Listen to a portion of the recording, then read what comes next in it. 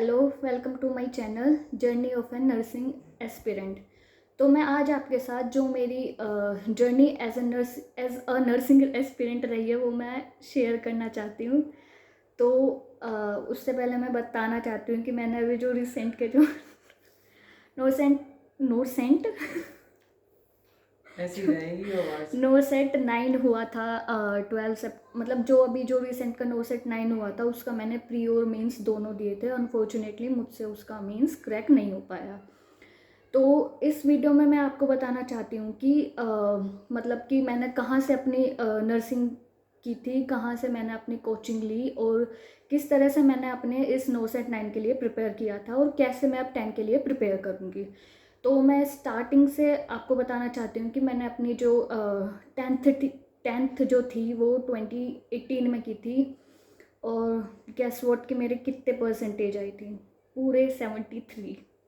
उसके बाद मैंने अपनी 2020 में अपनी 12th कंप्लीट की विद पीसीबी स्ट्रीम विद 82%। और उसके बाद मैंने 2020 में ही अपना बीएससी नर्सिंग में के लिए खुद को एनरोल कर दिया, मतलब कि एंट्रेंस एग्ज़ाम दिया था आईपीयू यूनिवर्सिटी के अंडर अपना एग्ज़ाम दिया था। और 2022 में मैंने अपना मतलब कि बीएससी, मतलब अभी तो नॉर्मली बोल रहा हूँ फिर वापस से बोलूँगा, अभी सही सारा है, बोल इसको दूँ, ठीक है। बेकार शायद मुझे मेरा भी रिकॉर्डिंग बढ़िया ना लगता, शायद मैंने एक्सपेक्टेशंस यहाँ रख रखी है, मैं बोल वैसा रहा हूँ और मुझे बुरा लग रहा।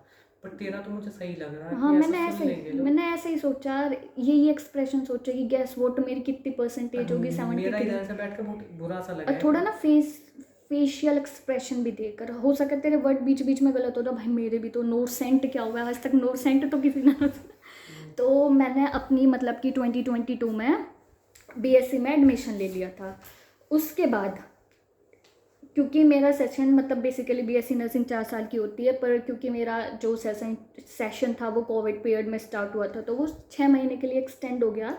तो मेरा इस 2020 मार्च 2025 को मेरा जो बीएससी नर्सिंग है वो कंप्लीट हुई। उससे पहले मैंने इस नोसेट एग्ज़ाम के लिए बिल्कुल प्रिपेयर नहीं किया। उससे पहले मैंने इसके बारे में सोचा भी नहीं। मैंने बस अपनी ग्रेजुएशन कंप्लीट की जैसे नॉर्मली लोग कॉलेज लाइफ में रहते हैं, पढ़ते हैं, मतलब कि बस जो कॉलेज के जो एग्ज़ाम होते हैं उनको मतलब कि टैकल करने के लिए जो भी पढ़ते हैं ना, नॉर्मल सी पढ़ाई मैंने वही की थी। लेकिन मैंने अपने नोसेट के लिए अपनी जो 4th ईयर के बाद, मतलब जब मैंने अपनी 4th ईयर कंप्लीट कर ली उसके बाद ही मैंने अपनी प्रिपरेशन जो है वो स्टार्ट की।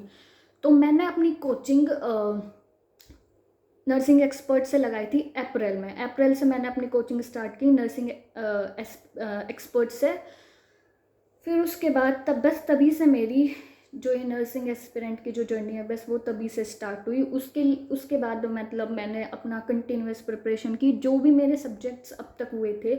तो मेरे इस नोसेट 9 के लिए मेरे कुछ ही सब्जेक्ट प्रिपेयर हो पाए थे, जैसे कि पीडियाट्रिक मेरी कंप्लीट हो गई थी, मेरी न्यूट्रिशन माइक्रोबायोलॉजी मेरी कंप्लीट हो गई थी। इसके अलावा मेरे कुछ एमएसएन के टॉपिक्स कंप्लीट हो गए थे जैसे रीनल वाला और स्किन, थोड़ा बहुत मस्कुलोस्केलेटल, सेल एंड टिश्यूज़, मतलब कुछ थोड़े थोड़े टॉपिक्स थे जो मेरे एमएसएन के क्लियर हो गए थे। उसके अलावा मेरी थोड़ी बहुत कम्युनिटी स्टार्ट हुई थी और थोड़ी ही मेरी साइकेट्री हुई थी, मतलब इंट्रोडक्शन, इतनी ही मेरी साइकेट्री हुई थी। और बाकी इसके अलावा मेरी जो ओबीजी है वो मेरी बिल्कुल भी प्रिपेयर नहीं थी। हालांकि जो ओबीजी है वो ओबीजी community health nursing, fundamental of nursing, और जो पीडियाट्रिक्स है ये नोरसेट के एग्ज़ाम के लिए बहुत ज़्यादा इंपॉर्टेंट हैं। इनसे बहुत ज़्यादा क्वेश्चंस यहीं से आते हैं। पर मेरी इस नोरसेट 9 के लिए मेरी ओबीजी बिल्कुल प्रिपेयर नहीं थी, कम्युनिटी भी ज़्यादातर नहीं थी, पीडियाट्रिक भी बहुत थोड़ी थी। और फंडामेंटल ऑफ नर्सिंग मेरी हाँ 60-70% हो चुकी थी, पर उसके क्वेश्चन कम आए थे। तो मतलब ये सब मेरी इतनी ही मेरी प्रिपरेशन थी। और मैंने जो अपनी जो 4 मिनट की होगी 4 मिनट की इतनी देर भोगते हुए होगी तो 4 मिनट ही हुई है। 4:30, चल और भोकूँ, रुक जा। तो मैंने मतलब कि मैंने जैसे मेरी कोचिंग साथ साथ चल रही थी तो मैंने साथ साथ अपने नोट्स उस मतलब कि क्लास लेके, मैं जो मेरी क्लासेस थी वो लाइव चलती थी लेकिन मैं कभी लाइव क्लासेस नहीं लेती थी, मुझसे नहीं ली जाती थी। तो मैं उनको नेक्स्ट डे जो उसकी रिकॉर्डेड क्लास होती थी मैं हमेशा उसको लेती थी, लेकिन मैं ज़रूर अपनी जो क्लास थी ना वो प्रीवियस क्लास ज़रूर उसको अटेंड करती थी और अपने साथ साथ अपने नोट्स बना लेती थी और कभी कभी उनको पढ़ भी लेती थी, मतलब कि उनको साथ साथ थोड़ा बहुत पढ़ भी लेती थी। और मेरे पास जो एक कॉम्पिटिटिव की बुक थी PR यादव, तो जितना मतलब कि उसमें से मैंने थोड़ा उसमें से मैंने प्रिपेयर किया है, बाकी उसके अलावा मेरे पास अभी तक और कोई कॉम्पिटिटिव की बुक नहीं थी, तो मैंने बेसिकली अपना सारा वहीं से प्रिपेयर किया है, बेसिकली वहीं से प्रिपेयर किया था। तो जैसे जैसे मेरी कोचिंग में मतलब कि मेरे जो कोचिंग कोचिंग वाले जो सर है वो जैसे जैसे मुझे पढ़ाते थे, तो मैं उस मतलब कि उनको पढ़ के थोड़ा बहुत अपना PR यादव से अपना प्रिपेयर साथ साथ करती रहती थी। और मतलब कि जो मतलब इसी तरह से मैंने अपना प्रिपेयर किया। और जो एग्ज़ाम है जो नोट्स प्री वाला जो एग्ज़ाम था उसमें मतलब कि वो मेरा क्लियर हो गया था। और उसमें जो ज़्यादातर जो टॉपिक्स मतलब कि आए थे वो मेरे टच करे हुए थे, मतलब कि वो थोड़ा बहुत मैंने पढ़ रखा था। जैसे फंडामेंटल से बहुत ज़्यादा, एसिड बेस बैलेंस वाला बहुत ज़्यादा आया था, PH वाला, और बाकी थोड़ा बहुत OBG के भी आए थे, मैन्यूवर वगैरह, और बाकी एक दो क्वेश्चन कम्युनिटी के आए थे वैक्सीनेशन से। तो इस तरह के क्वेश्चन आए थे, वो मुझसे हो गए। हालांकि मैंने इसमें बहुत ज़्यादा नेगेटिव मार्किंग भी की, बट स्टिल मेरा वो मतलब कि मेरा वो अच्छा चला गया था, वो वाला मेरा क्रैक हो गया। लेकिन उसके बाद मैंने मेंस के लिए प्रिपेयर किया, तो मेरी प्रिपरेशन तो उतनी थी जितनी मेरी प्री में थी, तो उतना ही सिलेबस मेरा कंप्लीट था, उतना ही मुझे आता था। OBG मेरी बिल्कुल ना के बराबर थी, बट स्टिल मैंने मतलब थोड़ा बहुत प्रिपेयर कर लिया।